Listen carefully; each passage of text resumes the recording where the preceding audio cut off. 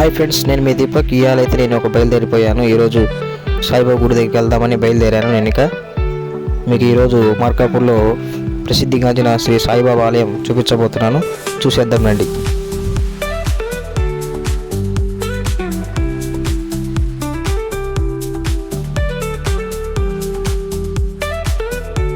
ఇవాళ ఎందుకో ఉదయం లేవగానే సాయిబాబా ఆలయానికి వెళ్ళాలనిపించింది.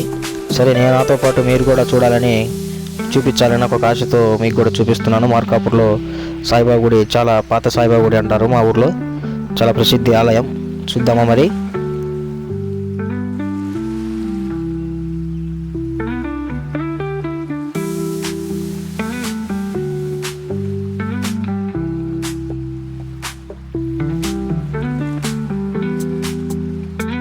ఆలస్యం ఎందుకు, ఇంకా చూపిస్తాను మీకు.